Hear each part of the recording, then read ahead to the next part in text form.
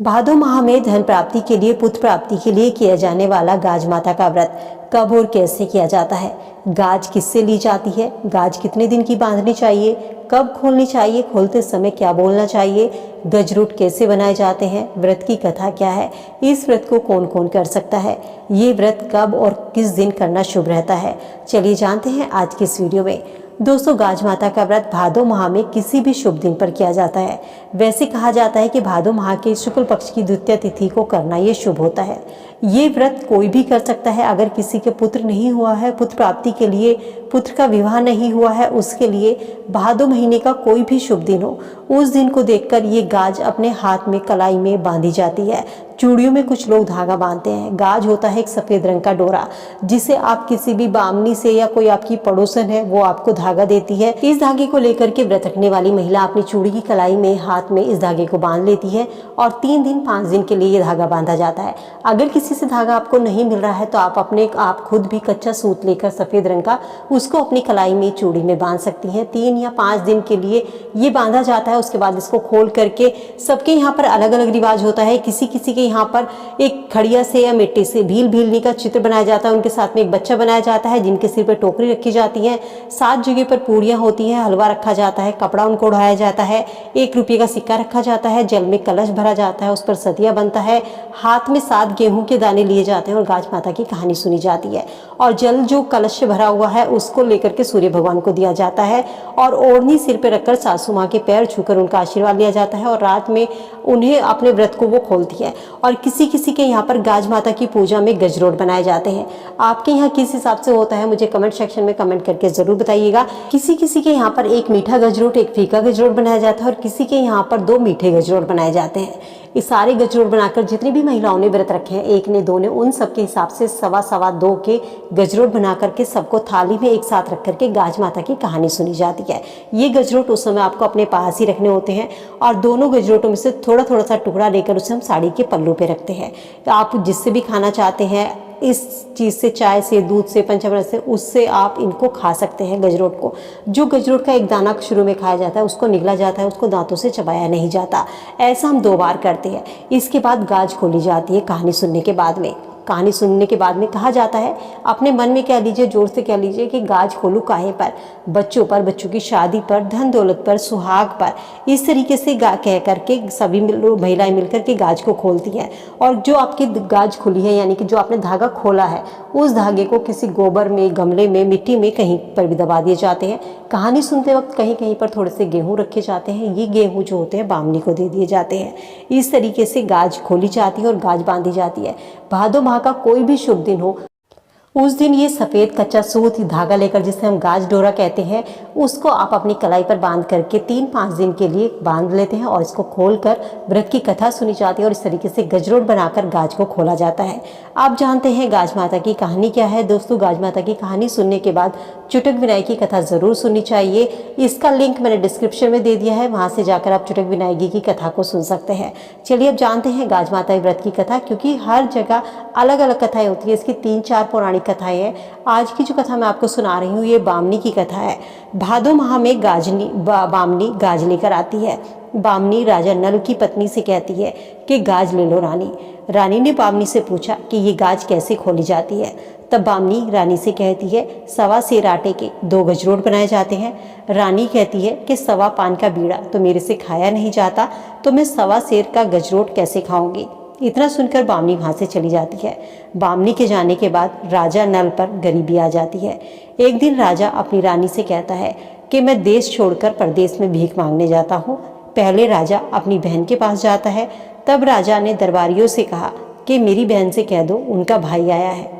अब दरबारी बहन से जाकर कहते हैं कि आपका भाई आया है। बहन दरबारी से पूछती है कि मेरा भाई किस हालत में आया है, क्योंकि बहन को पता था कि उसके भाई की हालत अब खराब हो चुकी है, अब उसका भाई राजा नहीं है।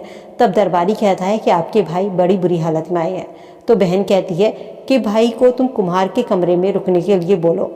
जब बहन थाली भरकर हीरे जवाहरात और मोती अपने भाई को देने के लिए जाती है तो जो भी थाल में हीरे जवाहरात भरे थे, मोती भरे थे, वे सब राख हो जाते हैं। तब राजा और रानी उस राख से भरे थाल को वहीं गाड़ देते हैं और अपने एक दोस्त के यहाँ चले जाते हैं।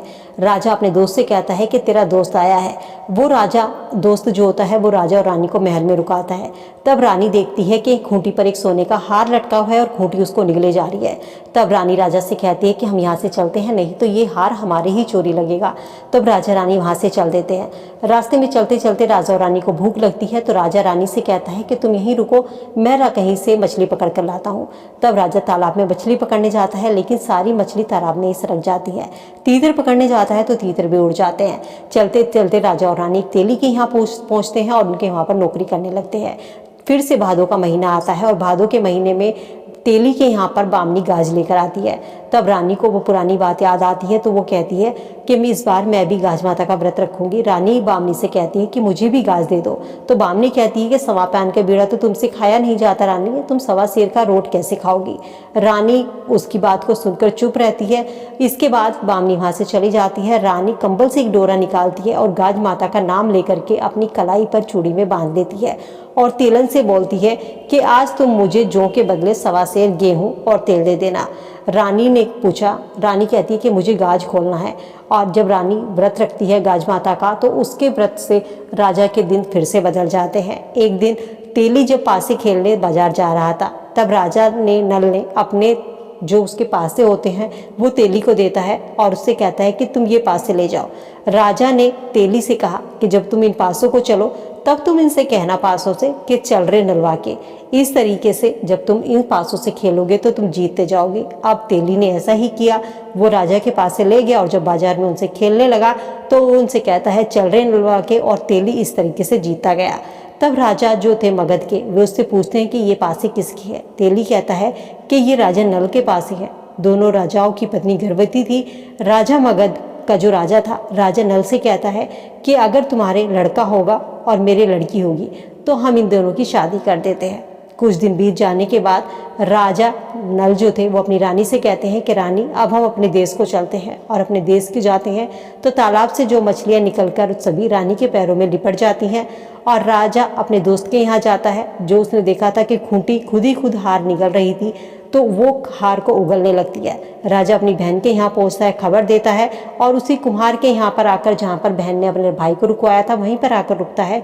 और जो उसने थाल, राख से भरी थाल थी, वो उसने ज़मीन में गाड़ दी थी, वहाँ उसको जाकर निकालता है तो वो सोने हीरे मोती से फिर से भरी हुई थी। राजा अपनी नगरी पहुँचता है, सुखीपूर्वक वहाँ पर रहने लगता है, क्योंकि राजा के रानी ने जब गाज माता का व्रत किया, उनका जो डोरा बांधा था, उस व्रत से राजा के दिन फिर से बदल गए। तो हे गाज माता, जैसे आपने राजा नल पर कृपा की, ऐसे ही आप सभी पर कृपा करना, कथा सुनने वाले पर भी, कहानी सुनाने वाले पर भी। दोस्तों, अगर आपको कहानी नहीं आती है तो आप फ़ोन से, गूगल से, कहीं से भी इन कथाओं को सुन सकते हैं। इस कथा को सुनने के बाद इस तरीके से कहा जाता है कि हे गाज माता, जैसे आपने राजा और रानी के दिन बदले हैं, उनके दिन फेरे हैं, इसी तरीके से हमारे दिन भी बदलना। जिस चीज़ के लिए भी आप इस व्रत को रख रहे हैं, धन दौलत के लिए, पुत्र के विवाह के लिए, ये मन्नत मांगकर आप गाज माता का डोरा अपने हाथ में बांध करके इस व्रत को रख सकते हैं। और इस व्रत को सुनने, कथा को कहने के बाद में चुटक विनायकी की कथा ज़रूर सुननी चाहिए, जिसका लिंक मैंने डिस्क्रिप्शन में दे दिया है, वहाँ से आप देख सकते हैं। इस व्रत को इस तरीके से किया जाता है, आपके यहाँ पर जिस भी विधि से ये व्रत किया जाता है, आप उसी तरीके से इस व्रत को करें और व्रत की कथा को ज़रूर सुनें, क्योंकि कथा के बिना व्रत अधूरा माना जाता है।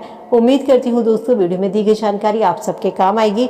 वीडियो अगर आपको पसंद आई तो दोस्तों के साथ, फैमिली के साथ में लाइक शेयर ज़रूर करें, ताकि वो भी इसका लाभ पा सकें। ऐसी ही और वीडियो के लिए हमारे चैनल को सब्सक्राइब करना ना भूलें। मिलती हूँ नई वीडियो में नई जानकारी के साथ। खुश रहिए, स्वस्थ रहिए।